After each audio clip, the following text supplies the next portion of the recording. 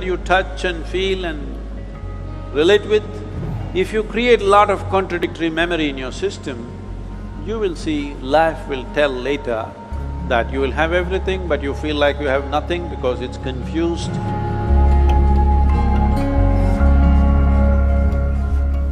My name is Azim, I'm a first year student pursuing BCom honors.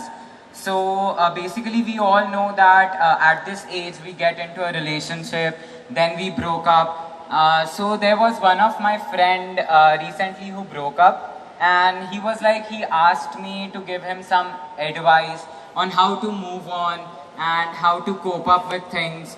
So being of the same age, I cannot advise him because I don't know how to move on. So my question is that how to move on after that situation.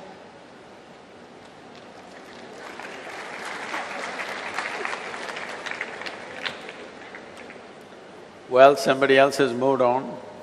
Even if you stay in the same place, distance will happen.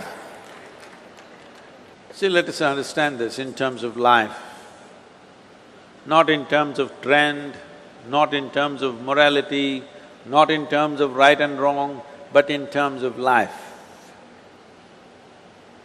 When I say in terms of life, Azim, do you remember how your great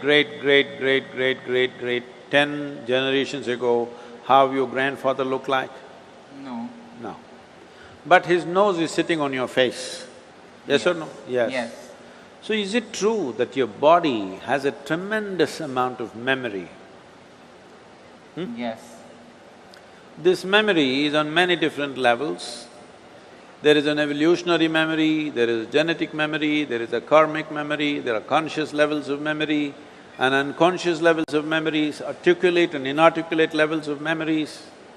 But if your great-grandfather's nose has to sit on your face, obviously your body is carrying a very complex mechanism of memory, isn't it? Yes. So this body, if it is capable of such a complex sense of memory, you think it is not gathering memory with whatever you touch and feel and relate with? You think so or no? Yes. It does. So it is gathering an enormous amount of memory. This is how you know.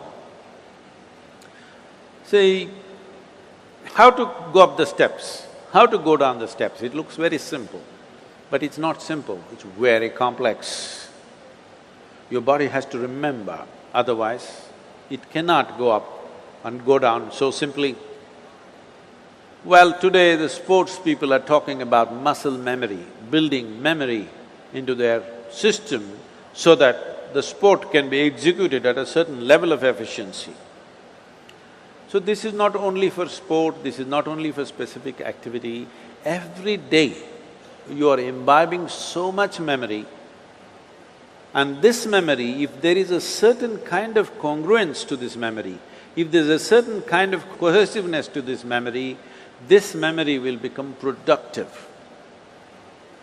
If there is a certain level of chaos to this memory, then you may know everything, but this memory will work against you because it's contradictory and conflicting within itself. When you say a relationship and when your friend asks you this question, the question itself is coming because it matters, isn't it? Yes. If you didn't matter, you could have just forgotten about it and gone on like old pair of shoes. But it matters because you invested your thought, your emotion and maybe even your body. Once you've invested these three things, there is a profound sense of memory about that. If you create a lot of contradictory memory in your system, you will see life will tell later that you will have everything but you feel like you have nothing because it's confused and it's joyless, it doesn't have exuberance. It's very important young people understand the mechanism of what you have been given.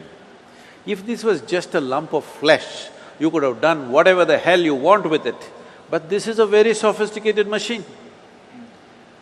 If you treat it sensitively, it can do things in a phenomenal way. Otherwise, it'll do mediocre things. Suppose I gave you Let's say you know nothing about computers. I gave you, let's say, Apple Air. Have you seen this model? Yeah. Very thin and sharp. I gave you this, but you don't know what it is. You took it home and started chopping cucumbers. It works very well. It works very well. But isn't it a tragedy that you're using a computer to chop cucumber? Nothing wrong with a cucumber, but something definitely wrong with you, isn't it? Yes. Hello? Yes. Something very fundamentally wrong with you when you do not understand the significance of what you have on your hands.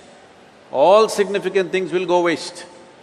So, before not just other human beings, I'm saying before you touch, involve yourself in anything, you must see what is the level of involvement you wish.